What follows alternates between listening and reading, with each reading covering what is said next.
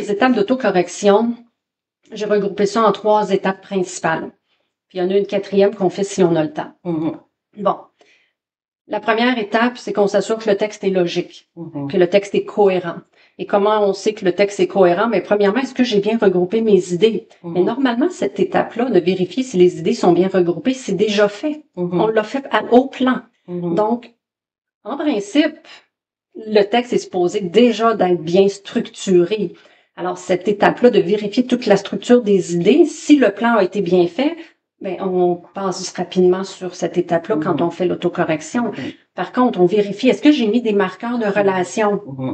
Si j'ai oublié de mettre des marqueurs de relation, c'est le temps d'ajouter des marqueurs de relation. Et les marqueurs de relation, quand je fais mon autocorrection, ben, je les ajoute dans mon interligne, dans le brouillon, parce qu'on fait toujours un brouillon à double interligne. Et dans les examens, habituellement, les interlignes sont suffisamment larges, les lignes sont suffisamment espacées pour permettre de faire des ajouts comme ça aussi. Quand il y a des ajouts, des modifications à faire, dans les phrases ou dans le texte, dans le brouillon, je dis aux élèves, on n'efface pas. On fait des ratures. On gagne du temps. Effacer, puis souffler, puis éparpiller. Non. Les petites rognures d'efface qui traînent un peu partout. Perds pas de temps avec ça. Fais une rature, puis écris au-dessus. T'aimes pas ta phrase, tu veux changer, c'est le moment. Une rature, puis écris ta phrase au-dessus. C'est correct. J'aime bien cette idée-là parce que lors des examens, le temps est compté. Est compté, c'est ça. Exactement. Donc, et en même temps, c'est que ça donne un sentiment de confiance, là. Puis parce que quand on a des stratégies efficaces, on sait qu'on va pas perdre de temps avec des petites tâches, justement, comme effacer une phrase au complet parce que je veux la changer. Puis après ça, je me rappelle plus ce que j'ai mis. Fait qu'il faut que j'essaye de regarder dans les traces de mon crayon. Non, ça finit plus, là. Donc on fait des ratures, on écrit au-dessus. Est-ce que j'ai mis des marqueurs de relation? Est-ce que mes idées sont bien regroupées? Donc, ça, habituellement, si je me suis fait un petit champ lexical aussi de marqueurs de relation, parce que ça aussi, on peut intégrer ça dans Tempête d'idées. Alors, si j'ai déjà fait ça, en principe, quand je vérifie la structure globale de mon texte, c'est presque déjà tout là. Alors, je peux me consacrer à la révision des phrases. Si j'ai bien pratiqué, en général, l'écriture des phrases simples, bon, c'est sûr que quand on est en première année, les apprentis scripteurs, comme c'est sur première année, deuxième année, c'est important de vérifier est-ce que j'ai mis la majuscule, est-ce que j'ai mis le point. Bon. Quand on s'adresse à des scripteurs un petit peu plus avancés, habituellement, la majuscule et le point, c'est quelque chose qui est maîtrisé, généralement. Alors, on va vérifier la structure de la phrase. Et là, il n'y a pas 46 étapes non plus. Quand je vérifie ma syntaxe, est-ce que j'ai mes constituants obligatoires? Je commence avec mon verbe conjugué. Donc, tantôt, je disais une phrase simple contient un verbe conjugué. Dès qu'il y a plus qu'un verbe conjugué, c'est plus une phrase simple, c'est une phrase complexe. Alors, si j'ai des phrases simples, ben c'est plus simple à corriger aussi. Et donc, est-ce que j'ai mes constituants obligatoires?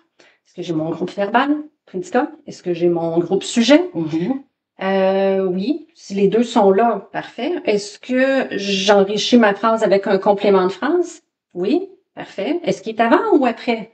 Et là, j'ai pas 36 règles de ponctuation à apprendre non plus, parce que s'il est avant, il y a une virgule, s'il est après, il y en a pas. C'est fini là.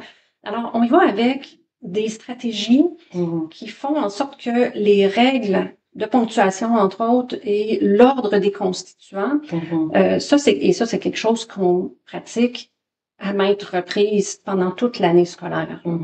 Alors, et moi, j'utilise un système de couleurs. En examen, on n'a pas nécessairement le temps de faire ça. Il faut l'avoir pratiqué avant. Mais donc, j'utilise toujours un système de couleurs. Le groupe verbal a une couleur qu'on lui a attribuée au début de l'année, puis on la garde toute l'année. Le groupe sujet, même chose, le complément de phrase, et même le marqueur de relation, je lui donne une couleur juste à lui. Alors ça, si on dispose d'assez de temps, parce qu'on est en évaluation un peu plus formative, puis qu'on n'est pas dans les examens de fin d'année, on peut octroyer plus de temps à l'élève. Et le parent, à la maison, bon, à l'école, si l'élève dispose de plus de temps, il va pouvoir utiliser ses couleurs. Et ça, je le fais peu importe le niveau, là, avec les grands au secondaire aussi. Là. Mais à la maison, le parent peut encourager son enfant justement à avoir toujours son système de couleurs avec lui. Parce que c'est la répétition qui va faire l'intégration. C'est ça. C'est vraiment la clé, c'est répéter, répéter, répéter. Et ça peut être des dizaines et des dizaines et des dizaines de fois à répéter. Il faut vraiment être patient. Autant comme parent, ben, les enseignants, nous, on le sait, hein, on répète, c'est ça. Là, on est habitué. C'est ça, on est habitué, oui. Oui, puis ça ne nous crée jamais d'impatience de répéter, c'est normal. C'est la clé, de toute façon. Alors, ça, c'est pour la syntaxe, qui est la deuxième étape. Et ensuite, quand on pense à la révision grammaticale, je voudrais dire une dernière chose peut-être par rapport à la syntaxe. La syntaxe, là, une des façons de faire en sorte qu'il n'y ait pas trop d'erreurs syntaxiques dans un texte, que ce soit dans les choix de pronoms, parce que des fois, faut qu'il soit relié au bon mot, bon antécédent, qu'il y ait le même genre, le même nombre, bon, ça complique parfois les accords. Plus on limite le nombre de subordonnés, les fameux qui, que. Oui. Donc, moi, j'enseigne beaucoup aussi à utiliser d'autres tournures de phrases que celles qui utilisent les qui et les que. Mais là, on pourrait faire une capsule juste sur ça. Mais comment simplifier ces phrases? On peut faire un cours de 3 heures uniquement sur cette notion-là. Mais donc, j'encourage toujours les élèves à limiter le nombre de qui et de que. Parce que ça fait des phrases complexes, ça fait qu'on a plus d'accords à faire dans les phrases. Donc, ça rend les phrases plus difficiles à corriger, puis peut-être plus de choses à regarder. Donc, ça revient à la phrase simple. Mais oui, c'est ça. Les phrases sont simples et le texte peut être tout aussi riche, mais ça facilite l'écriture. Puis j'ai vu même des élèves de niveau plus avancé simplifier leurs phrases pour justement comme moins se casser la tête finalement. Oui, c'est ça, pour la correction. Est-ce que ça prend un ES? Là, pour la correction grammaticale, justement, pour faire les accords, la clé, c'est les donneurs. Trouver les donneurs d'accords. Donc, on n'a pas besoin d'écrire au-dessus de chaque mot qu'on a écrit la classe de mots. Ça finit plus. Quand on est en apprentissage, ça peut être utile, OK? Donc, je dis pas qu'il faut pas avoir appris ces classes de mots. C'est pas ça que je dis. Mais principalement, pour être capable de faire des bons accords grammaticaux, il faut avoir identifié les donneurs. Donc, c'est les noms et les pronoms. Voilà. Est-ce que je suis capable de reconnaître les noms? Est-ce que je suis capable de reconnaître les pronoms qui sont donneurs d'accords? Parce qu'on a des pronoms qui sont pas donneurs d'accords. Donc, les pronoms donneurs, donc, qui sont généralement en position sujet ou complément direct placé avant le verbe. Mais ça, c'est des règles de syntaxe plus avancées. Il n'y a pas de syntaxe de grammaire, pardon. Donc, on trouve les donneurs d'accords et on apprend à l'enfant à faire une flèche qui part du donneur et qui va au receveur. Et la flèche, on la fait pas n'importe comment. OK, ça peut sembler anodin, mais j'enseigne aux élèves à dessiner correctement leur flèche. Ouais. Donc, comment on fait un accord dans un mot? L'accord, il apparaît à la fin du mot. Pas au cœur du mot, pas au début non plus. Donc, ma flèche part de mon donneur. Donc, de la fin du mot, de la fin du donneur, et je la dessine, puis je vais porter mon accord à la fin du mot receveur. Donc, si on prend une phrase, un exemple. Bon, OK. Les chiens méchants. Le donneur là-dedans, c'est chien. C'est un nom. Donc, c'est lui le donneur. Et dans ma phrase, mon idée, c'est de parler de plusieurs chiens. Donc, il doit être pluriel. Je vais aller encercler le S. Et parce que lui, il est le donneur du pluriel, mais du masculin pluriel en fait, quels sont ses receveurs? Donc là, je vais aller porter mon accord de masculin pluriel à tous les receveurs. Donc le premier, c'est le déterminant. Est-ce que mon déterminant est au pluriel aussi? Oui, j'encercle. Le S. Le S. Ou le ES. OK. Et méchant, qui est un adjectif, donc qui est un receveur. Alors, c'est pour ça qu'il faut quand même connaître un petit peu les classes de mots, mais j'ai pas besoin de tout écrire. Mais si j'apprends à les reconnaître avec le temps, et avec la pratique et la répétition, et que je sais reconnaître que, méchant, c'est quoi ça? C'est pas un méchant, non, c'est le chien. C'est les chiens qui sont méchants. Donc, méchant est un complément du nom chien. Adjectif, receveur, je vais aller porter donc mon masculin pluriel à la fin du mot. Le S s'écrit pas avant le C, puis entre le I et le C. Le S s'écrit vraiment à la fin. Alors, Donc, la flèche va vraiment sur le S. Et si après j'ai un verbe, les chiens méchants mordent le facteur. OK? Ça me fait toujours rire, cette image-là. Donc, le donneur, parce qu'il est dans le groupe sujet, je vais partir du pluriel. Mais là, c'est quelle personne, ça? Donc, c'est important quand j'identifie mes groupes, et ça se fait dans l'analyse syntaxique, mais mon groupe sujet, est-ce que je suis capable de le pronominaliser? Est-ce que je peux faire un remplacement par un pronom? Oui.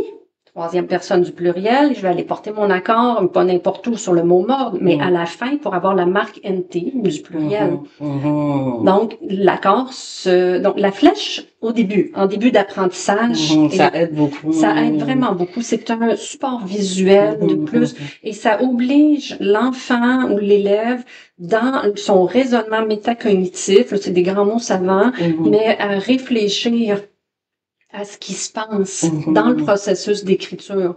Donc, plus l'enfant va être conscient de son processus d'écriture, que ce soit en rédaction du brouillon, que ce soit en autocorrection, et plus il va devenir efficace et il va savoir pourquoi il écrit le mot de cette façon-là. Alors, voilà, donc ça rend encore là non seulement efficace. Pourquoi? Parce que, justement, le processus, la démarche est intégrée. Okay? Et quand on a passé à travers ces étapes-là, donc organisation textuelle, syntaxe, donc les groupes, avec toutes les bonnes stratégies pour trouver les groupes syntaxiques, est-ce que les phrases sont bien construites? Ensuite de ça, les donneurs et qui vont porter les accords au bon receveur, à chaque receveur.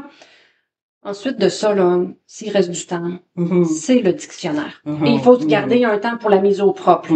Mais c'est le dictionnaire. Là, et on doit se limiter c'est ça, pour la recherche dans le dictionnaire. Il faut se limiter.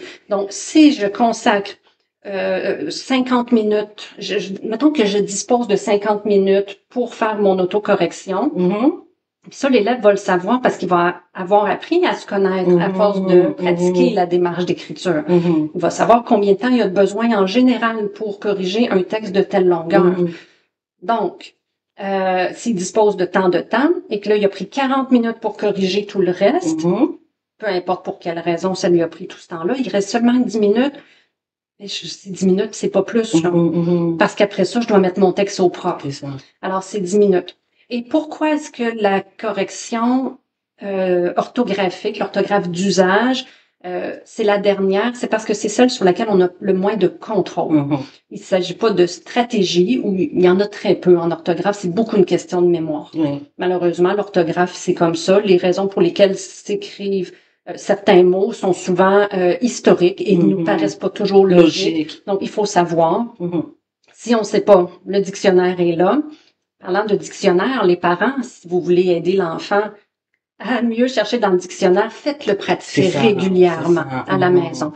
Parce que souvent à l'école, des fois les profs ont un peu de temps pour faire des petites activités, on cherche dans le dictionnaire, mais je me rends compte que parfois j'ai des élèves de 4e, 5e secondaire qui ont encore de la difficulté à chercher dans le dictionnaire.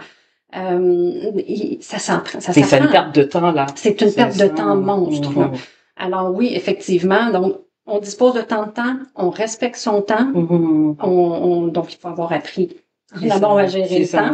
Et c'est donc l'opération sur laquelle on a le moins de contrôle. J'ai du contrôle sur mes stratégies. Je suis confiante quand je fais mes stratégies, toutes les autres étapes, les 3 premières que j'ai décrites. Pour l'orthographe, j'ai pas beaucoup de pouvoir sur ça, à part d'être efficace dans ma recherche dans le dictionnaire. Alors, je fais ce que je peux dans le temps qui me reste. Et après ça, je fais la mise au propre. Puis, juste avant d'aller avec la mise au propre, ça me fait penser la recherche, c'est l'utilisation du dictionnaire. Parfois, l'élève va chercher un mot, puis c'est ça ici, ça s'écrit comme ça, mais il y a plusieurs sens au mot.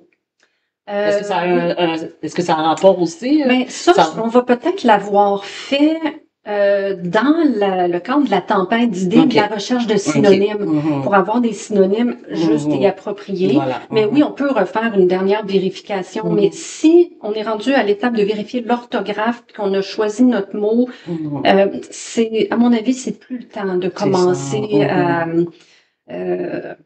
vérifier. Bon, c'est que la vérification du vocabulaire, est-ce que moi je la ferais plutôt dans la logique du texte. OK? Donc, en première étape. C'est-à-dire, dans le texte, est-ce que le vocabulaire est juste? Parce que si le synonyme que j'ai mis n'est pas approprié, j'aurai pas de logique textuelle.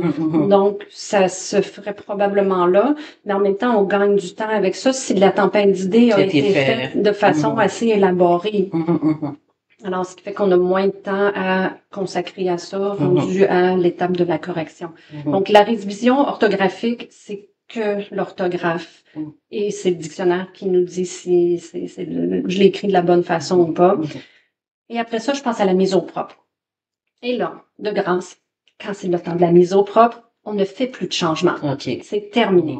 C'est terminé. Tant pis. C'est plus le temps là, de faire des corrections.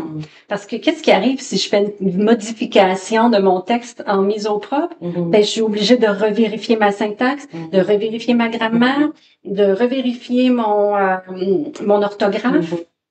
Ça finit plus. Ça finit plus. Alors, il faut prendre des décisions pendant le brouillon, pendant la correction. On a le droit, pendant la correction du brouillon, de dire, ben, ce mot-là, finalement, je vais le changer, puis je vais trouver un autre synonyme. OK, on peut intégrer ça à travers. Mais il faut faire attention de respecter son temps. Mais rendu à la mise au propre, advienne que pourra, c'est terminé, on fait plus de modifications, on a le brouillon, on a le propre à côté, on suit et on fait attention de ne pas réécrire de nouvelles fautes qu'on avait réussi à corriger dans le brouillon parce que ça, je vois ça souvent. Moi, personnellement, il y a eu une période où j'avais la flexibilité de ne pas imposer la mise au propre. Donc, je corrigeais le brouillon corrigé. Et je voyais là-dedans si l'élève avait appliqué aussi toutes ces stratégies et comment il l'avait fait, parce que c'était ça qui m'intéressait davantage. La mise au propre, c'est quelque chose qui prend beaucoup de temps. Ça prend beaucoup de temps. Alors, raison de plus pour être vraiment efficace dans la planification, dans la rédaction et dans la C'est pour ça aussi qu'à l'école, la partie de la planification, c'est fait à la maison. C'est fait à la maison. En partie. En partie. Puis rendu le jour de l'examen, là, c'est ton brouillon parce que t'avais pas la question. Mais là, je parle pour les examens du ministère. Donc, ton brouillon et la correction et la mise au propre, c'est fait le plan n'est pas fait à la maison, par contre. Le plan ne peut pas être fait à la maison. En fait, la tempête, c'est ça. Oui, la prise de notes que je voulais dire. La tempête aussi. Oui, donc, le champ lexical peut être fait à la maison. Donc, de cette façon-là, rendu en examen, les examens ministériels, oui, effectivement, là, l'élève peut se consacrer un certain temps à la sélection des idées pertinentes avec un système de couleurs pour faire ressortir ce qu'on va conserver, qui va être transposé dans le plan, peu importe le modèle choisi. En passant, vous avez le droit de faire un plan de la façon que vous voulez. Le plan n'est pas évalué. OK? Mais il faut le faire. C'est ça. Il faut le faire. OK? C'est attention de ne pas tomber dans le piège. C'est pas évalué, je n'ai pas besoin. Non. Il faut le faire. Si on veut, pour toutes les raisons qu'on a nommées tantôt. Exactement. C'est ça. Voilà. Donc, en gros, je pense que ça fait pas mal le tour. Puis si, admettons, pour terminer, tu aurais des conseils à donner aux parents? Ben, comme je disais tantôt, la question de chercher dans le dictionnaire, pour certains enfants, c'est difficile. Pour toutes sortes de raisons. C'est sûr que, un enfant qui aurait des difficultés particulières, le dyslexie, orthographie ou autre, généralement, ces enfants-là, ils ont accès à un système comme Antidote, des systèmes de relecture aussi. Mais sinon, les autres qui n'ont pas accès à un outil techno, il faut apprendre et puis il faut pratiquer la recherche dans le dictionnaire. Encourager l'enfant à être patient dans le processus, à respecter les étapes. C'est pas nécessairement facile de respecter les étapes. Surtout les enfants qui ont besoin des fois de bouger ou qui sont très créatifs. Ils ont envie d'aller tout de suite dans le mode création. Alors, il faut apprendre à ça, c'est un bon point, ça. Oui, on pourrait parler de ça aussi. Juste cet aspect-là, effectivement. Donc, encourager l'enfant à respecter les étapes, ça je viens de le dire, et à utiliser ses stratégies de correction. Donc, utilise ton système de couleurs pour identifier tes groupes, tes constituants dans ta phrase. Fais tes flèches. bon, vient un temps où on n'a plus besoin de faire les flèches, c'est correct. Mais quand on est en apprentissage, en appropriation de la démarche, il faut les faire. Tu as besoin d'écrire tes classes de mots au-dessus des donneurs. Écris tes classes de mots au-dessus des donneurs, si c'est un pronom ou si c'est un nom. Pas besoin d'écrire que le « à » est une préposition. Avec le temps, on apprend à l'élève à reconnaître que ce mot-là est invariable. Donc, tu lui accordes moins d'importance dans la correction, si on veut, okay, dans le sens pour les accords. Donc, encourager l'enfant à utiliser ces stratégies à chaque fois qu'il fait une tâche d'écriture. Et c'est pas nécessaire que ce soit uniquement dans un projet d'écriture. Okay? Répondre à une question, parce qu'il y en a des fois qui pensent que là, on me demande d'écrire, de faire une production écrite, alors là, j'applique mes stratégies. Ah, mais les questions qui portent sur la lecture d'un texte, où il faut répondre à un petit paragraphe d'appréciation, de réaction, de n'importe quoi, alors là, tout à coup, là, ça devient moins intéressant ou moins important. Non, ce sont de très bons moments, de très bons prétextes, justement, à mettre en application. Moi, comme enseignante, quand j'étais en milieu scolaire, j'exigeais de mes élèves qu'ils appliquent leur stratégie aussi dans ces réponses-là. Parce que ça rend comment dire, la rédaction ou la réponse beaucoup plus intéressante, pertinente et intelligible. Okay? Donc, et à ce moment-là, mais on joint aussi, on applique globalement les stratégies un peu partout. Donc, il ne faut pas que ça soit réservé, que l'acte de l'autocorrection soit uniquement réservé à la tâche de production écrite. Donc, il faut être capable de transposer ça aussi à d'autres moments.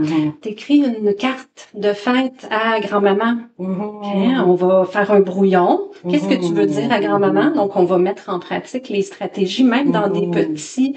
des tâches qui sont peut-être pas directement reliées à l'école aussi. Ça peut s'appliquer partout. C'est ça. Effectivement. Puis ça permet à l'enfant de voir que la fameuse question qui revient tout le temps, à quoi ça va me servir? Fait que les autres, ils vont penser que ces stratégies-là, c'est juste lors des productions écrites. Mais là, regarde, on peut l'utiliser aussi, on peut les utiliser pour écrire la carte à grand-maman. Exactement. Oui. Et ça va arriver aussi dans les cours d'univers social que l'élève va devoir écrire une réponse synthèse. Donc, si, oui, l'enseignant d'univers social regarde pas nécessairement la syntaxe puis la forme. Par contre, si c'est bien écrit, ça va être beaucoup plus clair. Compréhensible. Donc, l'écriture, c'est une façon d'exprimer sa pensée aussi. Alors, si on apprend à le faire de façon structurée, ça facilite la communication en général dans toutes les sphères de la vie. Puis moi, qu'est-ce que je retiens dans tout ça aussi, c'est que pour être un bon scripteur, ben ça prend de l'entraînement. Vraiment. La répétition. Donc on en fait à l'école, on peut en faire à la maison aussi. Donc c'est ça. Oui, c'est vraiment pour bien intégrer une démarche ou un protocole. J'aime pas dire le mot protocole, je le trouve très rigide, mais la démarche avec des étapes. Un peu comme quand on fait une recette. Hein. Quand on apprend à cuisiner, on respecte les étapes. Bon, donc c'est un peu le même principe. Pour apprendre ça, mais il faut pratiquer. C'est ça. Puis j'ai appris avec le temps aussi que lorsqu'on avait les bonnes stratégies, lorsqu'on avait des lacunes, puis on applique les bonnes stratégies, à un moment donné, les lacunes disparaissent. Ou s'atténuent. Oui. Et j'ai vu souvent des élèves qui partaient de loin, comme on dit, là, sur tous les plans scolaires, entre autres, qui avaient des retards d'apprentissage, mais j'en ai vu qui ont rattrapé leur retard d'apprentissage. Alors, je pars du principe que tout le monde peut apprendre. Tout le monde. Même un enfant qui a des difficultés d'apprentissage, tout le monde peut apprendre avec des bonnes stratégies, puis avec les bons outils. Effectivement. Donc, Céline, je te dis merci pour tes précieux conseils. Et si jamais vous avez des questions, vous avez des besoins, ou vous ressentez que votre enfant pourrait aller plus loin. Tantôt, on disait que ça, parfois, il y en a qui ont des difficultés, quelques petites lacunes, mais ça, on peut travailler ça, ça peut s'atténuer, ça peut disparaître. Bon, si jamais vous avez des questions, vous avez juste à appeler au CEA Bravo. Et comme ça, on va pouvoir évaluer le besoin, on va pouvoir vous accompagner et apporter l'aide aussi à votre enfant pour qu'il puisse monter vers le haut. Alors, ceabravo.com ou nous écrire un courriel à info@ceabravo.com. Je vous dis merci et à la prochaine.